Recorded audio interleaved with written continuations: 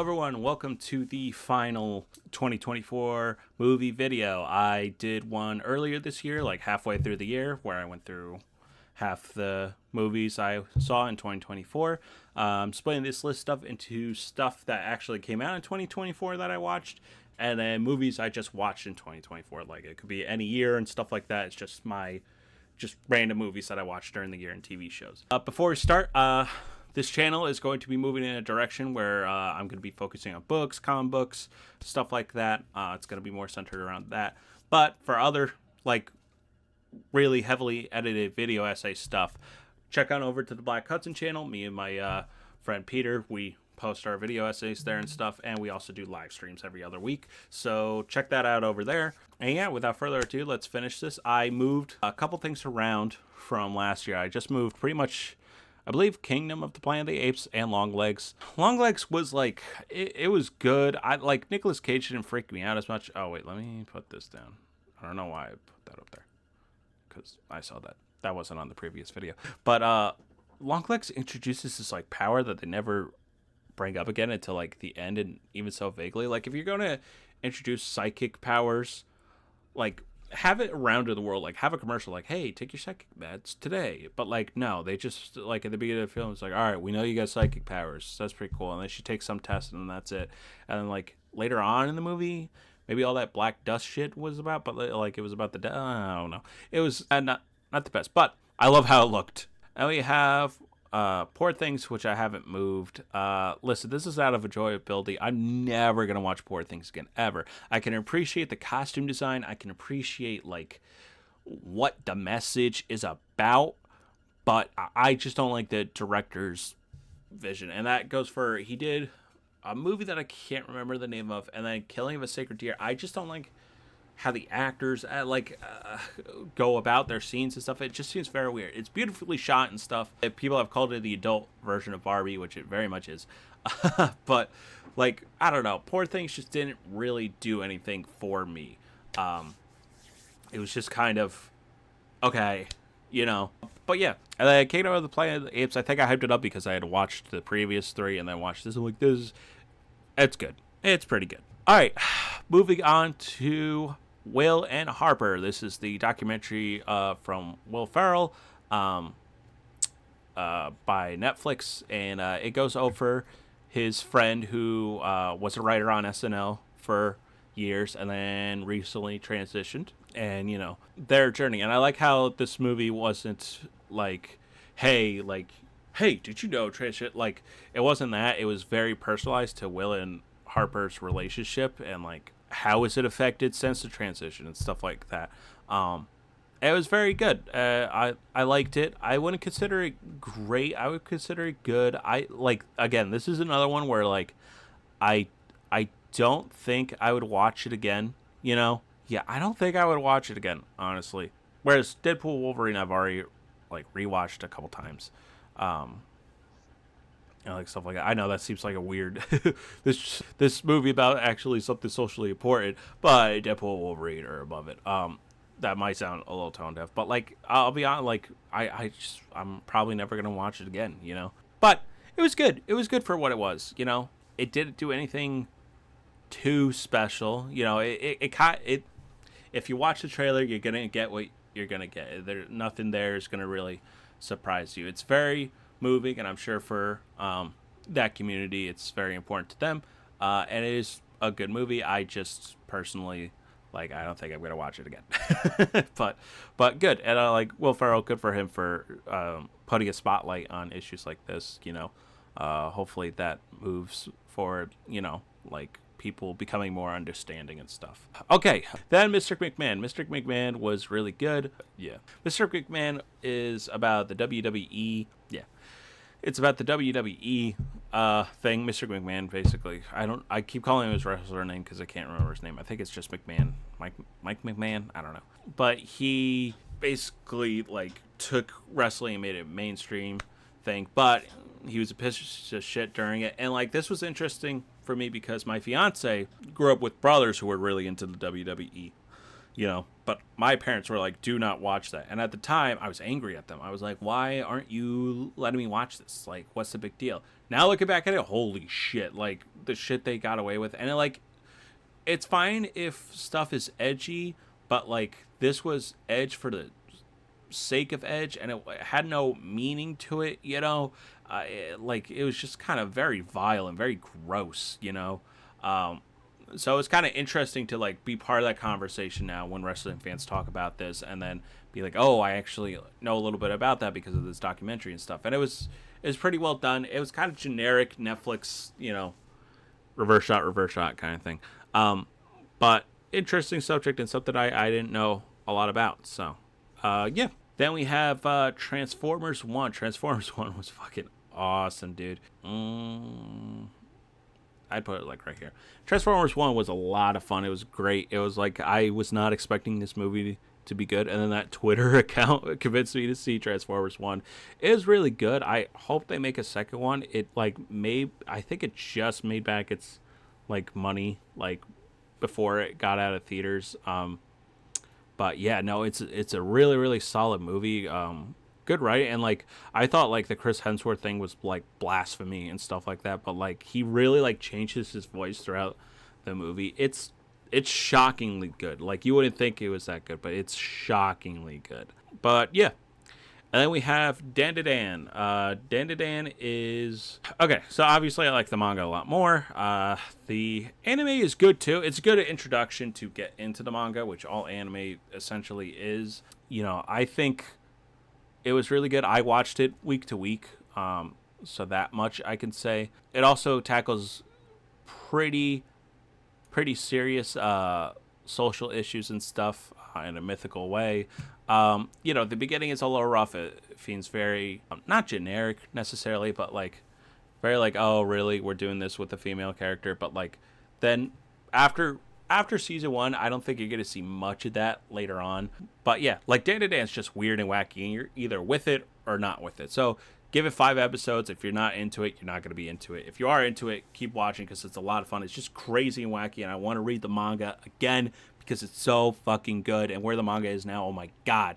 But yeah, the animation's good at some points, but then other times it's a little choppy. But that's to be expected from like anime stuff. If there's not a big action scene, sometimes it's just talking head. But like they were pretty creative with a couple of shots that they did. So am I getting another scam email?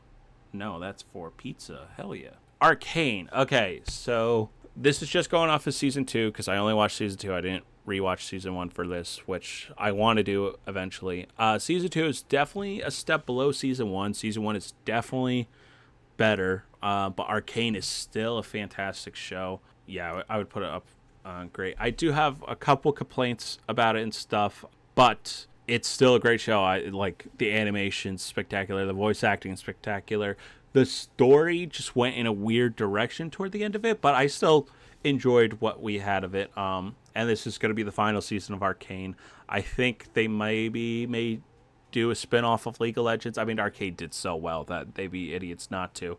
But yeah, Arcane's really good. Obviously, if you've seen season 1, you're probably going to watch season 2. And if you still haven't, why haven't you? Oh boy, we got The Lord of the Rings, The War.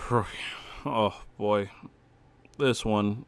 I saw this in theaters. I could have just waited for it to stream. So this was just for WB, aka Warner Brothers, to keep the license for Lord of the Rings for a little while longer, so they can make their stupid Hunt for Gollum, which is like maybe 2 pages in the actual story and like something in the appendices, like barely anything, and they're gonna make a movie out of it. Okay, cool, man. Oh my god. Yeah, this one was weird. Like I felt like maybe some of it was like AI voice generated, especially like there's a returning actor, and I'm like, okay, that voices a certain character. I mean, I don't think barely anyone saw it in theater, and I don't think anyone's gonna really see it. This is from the Return of the King's appendix as well. I don't remember if it's elaborated on since. I thought Wolf's character was good. I think the God, what is her name? Oh, I'm blanking on it, but she was a good character, the main lead as well. But it just like it was like Lord of the Rings without the soul. You know what I mean? It was cool to see some mythical creatures, or not mythical creatures, mythical figures in Middle Earth make an appearance in animation form that we kind of heard about in the appendices and some in the lore. But like besides that, I mean, it's kind of mid. It's very mid. Definitely above that. Definitely above that. You know, I'll put it top. This is like the perfect like mid movie. It doesn't do anything significant.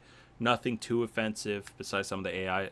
I don't know if there's AI stuff, but like some of the shots seemed a little AI. But yeah, Kaiju number 8. I am caught up with the manga with this. I had a Crunchyroll account now, and I was like, fuck it, I'll watch Kaiju number 8, and I would say it's good. Yeah, for enjoyability. Kaiju number 8 was really fun. It's just you want an action shonen show?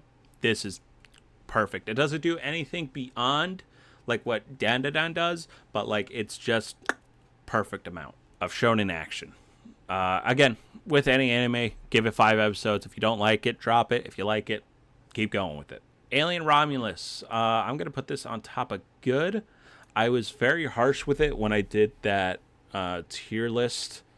Well, I think I still put it in good. I did a tier list live stream over the Black Hudson channel. That Ian Holmes AI deepfake thing just really got to me with the AI voice too. I'm like, oh God, like, can we not just get like a lookalike actor and do it that way? You know, like, why does Hollywood, especially Disney, feel the need to like dig up corpses of like passed away actors? Like, it's just, it makes me upset. It makes me angry. But I mean, as a movie as itself, it's fine. Again, it's trying to like compete with the greatest movie of all time, in my opinion, Alien, and it's saying, hey, let's try to do that again, but make it more like modern. And it's like, okay, decent enough, you know, not mid, definitely above regular Hollywood stuff, but like nothing like great or fantastic, you know. Abigail was also really good. I think I might put this on, or no, maybe I'll move that. Abigail was like, unfortunately, the spoilers do have to spoil what happens in it. Go in blind. If you know, I won't say much. It's a creature feature. Go in blind on what this movie is about and just enjoy the ride. It does feel a little too long. I feel like they could have cut like 30 minutes of it, but it was still a really, really good time. And has an excellent fucking delivery from one of the characters. Like, Tiffany, those are fucking onions. Like, if you know, you know. But, yeah. Nosferatu, Robert Eggers' latest film. God, this movie's so good. Very horny, though. Holy shit, very horny. I would put it, like, right here. No, I would put it, actually, above Dune. Iron Claw made me cry, so Nosferatu just made me sad. Nosferatu was like, oh my God. The shot composition, the like directing, the performances, the cinematography is like off the charts. The sound design is so good. The performances by I believe it's Bill Skarsgård as Nosferatu is so like, hello there. Like, he does like the kind of like Transylvanian accent that I can't replicate, but like, God, it's so good. Everything about this movie is good. It's probably my least favorite Robert Eggers film, but that still puts it at a 9 out of 10 generally, so it's still fucking fantastic. Like, Robert Eggers, like, my least liked film of his is still like phenomenal, perfect almost. Again, time-wise, a little too long, but it was, the ending was just kind of like, got it, okay. But yeah, Nosferatu was a lot of fun. Really, really good. If you like Robert Eggers films, you're gonna love this. You're just gonna love it. You're gonna love it. You're gonna find it fantastic. If you don't like his films, you're not gonna like it. You know, it is what it is. It's like with Poor Things. You know, that director I'm not especially a fan of. So like his stuff, I'm like, I get your messaging, but like, meh. And people probably feel that way with Robert Eggers too. They're like, I get what The Lighthouse is about, but too weird for me. It's like, fair enough. Fair enough. Jury number 2. This one was not good. This one was not very good at all. Yeah, I'll put that there. Yeah. Clint Eastwood, buddy. I love Clint Eastwood. He's a legendary filmmaker. He's a legendary actor. But man, Jury number 2 made no sense. Like, it's one of those films where you're constantly like, wait a minute. Like, so this person is hit by a car. How are people assuming that this person died from a rock? And it's a great like, that probably makes no sense, but it's a great movie for like like, oh, sorry, it's a great concept for a movie. Like, basically, the concept is a juror goes in for a hit and run, right? So this boyfriend is assumed to have hit his girlfriend with a car on the side of the road and then drove. No, sorry. This guy, okay, so let's just say generally, this guy murders his girlfriend, right? And then he's going to court for it. Then a juror realizes that he actually murdered the girl because it was like raining that night and he hit her with the car, and then he thought he just hit a deer and then moved on, thought nothing of it, has a wife and kid or whatever. And then he gets on this jury, and then he's like, wait a minute, this crime's about me. This guy is being framed. Oh, and it's like, oh, what is justice? And it's just very, like, it's a very, like, first draft script. And it's like, oh, buddy, you had to comb through this a couple times because there are glaring plot holes in this entire thing. But yeah, that's juror number 2. I don't know. The actors are trying their best. Watchmen Chapter 1. With any Watchmen adaptation, it's hard, right? Like, the animation is fine, I guess, and it follows the comic book pretty closely, but it's like Watchmen was made for the comic book medium. You know what I mean? Like, trying to adapt that into film is inherently against Watchmen's core nature, and selling merchandise about Watchmen is also very much against its core nature, which is very ironic because 14-year-old me has a Rorschach bobblehead. And then, once you realize, you're like, wait a minute, Rorschach is like not a good person at all. You're like, oh shit. But like, yeah, I think it's good for what it is. It's actually adapted by J. Michael Straczynski, famous comic book writer, also writer for writer for Babylon 5. Which is a great show, by the way. Yeah, it's with any adaptation of Watchmen, you're going to go through it, But this one was good. I didn't think it was god awful. Next up is Monsters. This is about the Eric and one of them is named Eric. I forget Lyle? No. I don't know. But yeah, this one was good, I would say. Nothing too crazy. I mean, it's just a dramatization of basically what happened in, I believe, 80s or 90s when those two rich kids shot their parents and like the reasons why and stuff like that. It's entertaining, I will say that, but you almost feel like gross watching it. You know what I mean? Not as gross as like the Jeffrey Dahmer one. I couldn't get through that one just because it was just not too intense, but it was just like, why? What's the reasoning behind this? At least with this one, there's some reasoning behind it. But like, yeah, I don't know. Rebel Ridge was good. I cannot wait for this actor to... Yeah, let's put you there. I can't wait for this actor to be Jon Stewart in the new Lantern series. I'm really excited for that as a huge Green Lantern fan. Excuse me.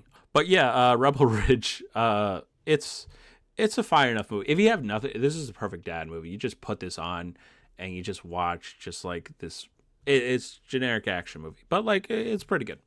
Sonic 3, baby. Oh my god, was I hyped for this. Listen, I grew up in the age of like, I think my first Sonic game was like Sonic Heroes, and like I love Team Dark, dude. I was all about Shadow the Hedgehog and Omega. Oh my god, dude. Like, those were my boys growing up, And Keanu Reeves does an excellent job as Shadow, and like there's less human characters and stuff, so it's still very much a kids movie, but like it does the thing where the Transformers movies should have done, where it's like, all right, we don't really give a shit about the humans. Let's just watch what we're here for, which in this case is Sonic. Jim Carrey's performance is, he's Jim Carreying it up, and Shadow's so fucking epic, dude. Shadow's so every time he was on screen, and when Live and Learn comes on, oh my god, it was godly experience. Yeah, Sonic 3 was fucking awesome. Anyway, so that is it for the movies that came out in 2024. This is everything that came out in 2024 that I watched. I think this list is pretty solid. Let me know what you guys think. But yeah, so that does it for that. Now we're going to go to the rest of the list. Did I? Yes, I did. Okay. Now we're going to go on to the rest of the list. This is everything I've watched in general of 2024. It could have come out any other year kind of thing. These are just movies. But yeah, without further ado, let's get right into it. Okay, we're going to start off with a heavy one. Dear Zachary. I'm not going to say anything about this movie because You should definitely just watch this documentary. It's one of the most heartbreaking documentaries I've ever seen in my life. It's on Amazon Prime. I suggest everyone go do it. It's about a life and death of a really great dude and a friend documenting it on the events of what happened to him. And it's just so, like, I watch it, like, you have to be in one of those moods. It's like, I'm ready to be sad. This movie will make you sad. This movie will make you tear up. The only thing is there's a couple weird editing stuff, but you can tell it's a very homemade edited film, and that's like the rawness of it. It's really good. It's not like one of those corporate, like, oh, we gotta hire a professional editor. This is just a dude in his free time doing this because he loved his friend and he lost his friend tragically. It's so raw, so emotional. Every filmmaker, if you're studying film, you have to watch Dear Zachary. It's breathtaking, it's beautiful, it's gut wrenching. It's so good.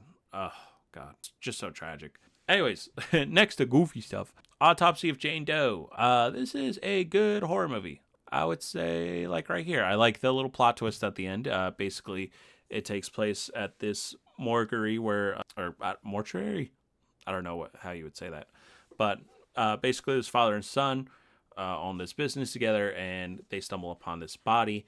And nothing makes sense about the autopsy of the body, and then spooky stuff starts happening. So, yeah, that's basically the movie. It's just a fun little horror movie. It's fun. It's got Brian Cox in it, the guy from Succession, so that was fun. Late Night with the Devil. This, I will say it's great. Okay. I wish a lot more was done with the concept, and the ending is a little like, but the build up to the ending and stuff like that was pretty cool. If you're a horror fan, you should watch it. I think it's on Hulu now, and on Shudder if you have that streaming service. But yeah, Late Night with the Devil is just a fun, good time. Yeah. If you see the trailer, you know what it's about. It's like a horror movie based in like a talk show. Sicario. Oh my God, Sicario. Sicario is so fucking good, man. Oh my God. Dennis Devoux, man. Dennis Devoux keeps it in my S or at least A tier. He always shows up because he's so fucking good, dude. Dennis Devoux is such a good director. Sicario is like the most intense movie I watch. Like, it's so, like, Josh Brolin's performance is great. Emily Blunt's performance is great. That one guy, I can't remember his name right now. He's really good though. His character very much reminds me of Harvey Bier's character in No Country for Old Men. Like, this is like a classic movie to me. Like, it's so good and it's so like intense. God, it's so good. Might as well talk about Sicario too. This is just kind of like, why are we here? I mean, it's good. It's better than most Hollywood schlock, but it's like definitely major steps down from the first one because, well, it wasn't directed or written by Dennis Devoux, so there's that. But yeah, I mean, you can watch it if you want, but it's not. I wouldn't like extremely recommend it. It's see, if this was just a generic action movie, it'd be like, oh wow, this is pretty good. But like, because it's a sequel to Sicario, it's like, wow, bit of a step down there. All right, let's go on. All right, so we got some alien movies here. Let's just move these up. I have one more on here, I think. Where is it? Where are you? There you are. So I watched pretty much all the mainline alien movies. Not Prometheus or Alien Covenant, because I'm not a big fan of those. But yeah, so let's get right into those alien movies. Aliens is so good. I'm going to have to bump down Gladiator, because Aliens is definitely in my top 3. This is like the perfect action movie. People say too long. I say not long enough. Make it 5 hours. James Cameron. It's so good. Like, these are tonally opposite in a way of like, this is a horror movie with one xenomorph. This one, they're blasting xenomorphs left and right, but it's such an intense action film. It's so good. Like, should be absolutely studied. If you want to make an action movie, you got to go to Aliens. Sigourney Weaver's performance, excellent. Everything holds up. The puppetry of the xenomorphs looks so fucking good. I would change nothing about this movie. No complaints whatsoever. Top 3. Maybe I'll do a top 10 or top 20 movies of all time. But like, out of this year, the movies I've watched, top 3 easily. And these two are always going to remain top 1 and 2. Like, there's no fucking way. And like, they're even like, this is Lord of the Rings, by the way. They're even like evenly matched where like I could go for one or the other. Aliens Resurrection is not good, but it is a great fucking time to watch when drunk. I watched this when I was hammered. It was so good. It was like it was just made me laugh. Oh my god, like so bad, but like so enjoyable at the same time of how goofy it is. This is a so bad it's fun to watch movie. Then we have Alien 3. Alien 3 is... Oh, boy. Yeah, Alien 3 still suffers even with the director's cut. It's a lot of unnecessary... It feels unnecessary. You know, like, I tried going into it because I usually am in love with the black sheet of any franchise. It's like, that's the one I normally go to. But, like, in this case, it's kind of deserves its reputation even with the director's cut. It's shot fairly well, but oh my god, what they did with the xenomorph effects is just awful. It's a little better in the director's cut, but like, man, it's still fucking rough. They like green screened a puppet basically. It was not good. It was not good at all. But yeah, that's Alien 3. Scotty Weaver's character just feels off in this one. Yeah, it's just odd. It's an oddity. Ready or Not. Ready or Not is a fun, good time. I'm going to put this like right here. Ready or Not is so goofy and fun. Go in knowing nothing about it. It's just so funny too. It's like a black comedy, a black horror comedy. It's so good. Yeah, no, oh my god, it's so good. Casino, obviously masterpiece. Scorsese, baby, does not top the top 3, but it's so good. It's more of a like a love story in a way, but a very toxic love story. And sometimes those are the most entertaining to watch. Scorsese know what he's doing, obviously. I'm surprised I didn't watch Goodfellas this year. But like, because I watch Goodfellas like every year. But yeah, Scorsese's amazing. He's incredible. He's incredible. Yeah, very long though, but definitely worth it. Hateful Eight. Speaking of very long, The Hateful Eight. Masterpiece, man. Like, Hateful Eight is so good, dude. This is where I go into my, dude, is it Quentin Tarantino and Martin Scorsese like really good filmmakers? It's like, wow, you're a genius. Wow, I can't believe you would say such a controversial hot take. But I mean, they're a master of the craft. And Hateful Eight, like, I've grown to absolutely love. Like, at first I was like lukewarm on it when I first saw it, but then Netflix came out with the extended edition where it's like it's paced like 4 episodes of a miniseries, and it's so good to watch it that way. Everyone in it, like, it's one of those. It's like a 12 Angry Men, but a western. It's with the Tarantino twist. It's so perfect. It's so good. It feels like a stage play, and I think Quentin Tarantino is intending for it to be a stage play, which it absolutely should be. It's just so suspenseful. It's so good at drawing out that tension that only Tarantino knows how to do, and it's only violent toward the very end. You know, Tarantino's always like, oh, there's violence throughout this movie. It's mostly dialogue in this movie, and it's so captive. Like, you're like grabbing onto every word. That's what Scorsese and Tarantino do. It's like you're hanging on to every word. These characters, and you just got introduced to them, and you're fascinated by them. God, so good. Army of Darkness, below average. I was just kind of, I'll say mid. I was just kind of bored, and I was like, fuck it, I'll watch the Zack Snyder zombie movie. Guns, shooting zombies. If you see the Zack Snyder movie, you've seen them all. Don't Fuck with Cats is a pretty entertaining documentary on this dude who killed cats on the internet, and people investigated it to, I'll put it there. And people investigated it to find out who was killing these cats online. If you haven't seen it, definitely watch it. There's some twists and turns in there. It was kind of during, not the beginning of like the generic Netflix flow of documentaries, but definitely one of the first to like really be like, all right, this is the Netflix template for all documentaries now. But it's still enjoyable and very interesting to watch. I mean, enjoyable in a way where like it's like, wow, that's really interesting and dark. But like, obviously the subject matter of someone killing animals is not fun or great, but like, it's, yeah. The Star Wars Holiday Special, obviously not good, but very good watching drunk with a bunch of bunnies, which is what I did. Or I don't think I was drunk, but definitely watch this with people. If you watch this solo, you might go fucking mad. You might go fucking crazy.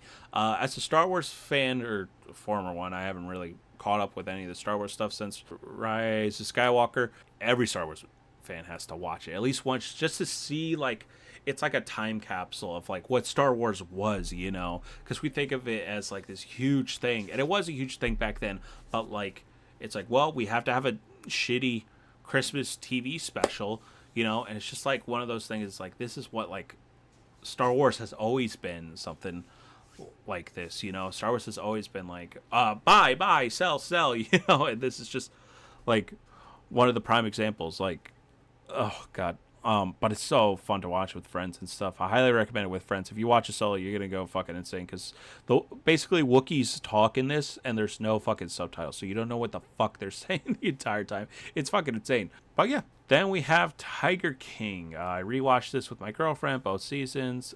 This was like the big 2020 hit at the time during quarantine. Everyone watched it, and it just blew up. Yeah, Tiger King. Like, what am I saying here? Tiger King. It's a great documentary. Bodies is so fucking funny, dude. Oh my god.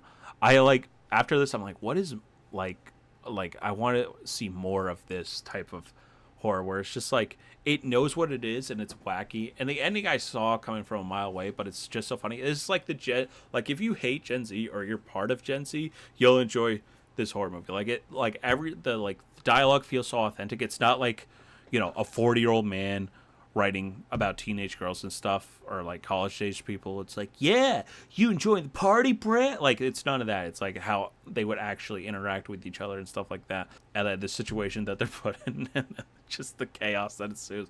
It's so good. You have to watch. You have to watch it. Sonic, dude. Sonic is pretty cool guy. Hedgehog, he fast. Same thing with Sonic 2, man. Hedgehog and fast. I would say Sonic 2 is above Sonic 1. Hedgehog fast. You go vroom. Terrifier 2. So Terrifier 1 wasn't available on any streaming services. Neither was Terrifier 3.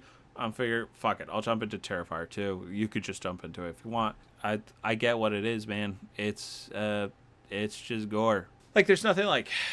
It brings back like the Grindhouse days of like VHS like horror and stuff like that. But if you've seen one gory horror movie, you've seen them all. There is one kill that is like really gruesome. It's her controlling that girl. I'll just say that much, and not in a weird sexual way. I'm talking about like a weird, like, oh my god, that's like really disturbing if you really think about it. But like, yeah, man, Terrifier 2 is like, it goes there, but there's no reason. It's just like, hey, this guy Art the Clown, he just likes killing. It's like, okay, got it. And it can be enjoyable, especially with a group of friends. If you're watching it, I watched it alone, so maybe that's why I didn't get too much enjoyment out of it. But like with a group setting, I think Terrifier would be a fun watch. Practical gore effects are really good, but like story-wise, acting, I mean, you're watching Terrifier. What are you expecting here? Fear Street, I thought this was pretty mid. Yeah, I'm not going to continue watching the rest of them. It's just like, hey, Netflix horror movie. Nice. Thanksgiving is actually good, though. Thanksgiving is good. Dude, I had a fun time. Fucking Tim Dillon's fucking bit in this was funny. He, like, this is just like a throwback to like a fun, goofy holiday horror movie kind of thing. You know what? Speaking of holiday, we might as well add Krampus to it, too. Krampus is a really good time. It's a really good Christmas movie. You should definitely watch it with the kids. The Fall of the House of Usher, I was addicted to this show. Oh my god, I was so like on the edge of my seat. It's based on the Edgar Allan Poe poem, but like in a modern setting, and like it's Mike Flanagan. Did Haunting of Hill House. He's done Midnight Mass, which is like one of the greatest things to be ever invented to mankind. He's so good. This one is definitely a step down from like Midnight Mass. Midnight Mass, if I had watched it, I would put it up in Masterpiece easily. But it's still very fun, very enjoyable. The characters are so interesting. Yeah. Then we have The Guilty. This one is like below average. Jake Gyllenhaal on the phone with a killer, and so it's fine, I guess. Yeah, it's fine. Below average. Irishman, obviously, masterpiece. Would I put it above Casino? Yes. Irishman is so good. I've seen this movie like 3 or 4 times. Like, I had a professor who was like obsessed with it when it came out in college, and I was like, I watched it for the first time, and I was like, it's a good Scorsese movie. I don't think I'd watch it again, but like in recent years, I'm like, man, like if I have like a whole day just to myself alone in the house, I am watching The Irishman. Just straight up, I'm just gonna watch it because it's just so Scorsese knows how to do it, man. I know, controversial fucking masterpiece list here. Velocipaster, not good, obviously, but goddamn is it enjoyable to watch with a group of friends. The Ritual, I would say it's good. People overhyped it a bit, but the creature design is very good. Anyways, that's it for all the movies I've watched this year. Let me know what yours were at the comments below, and yeah, I'll catch you guys next time. I'll do a 2025 list for books, video games, and movies. I'm going to be keeping this up. If this doesn't get any views, that's fine, because it's more of a personal journal for me. Anyways, adios. Bye.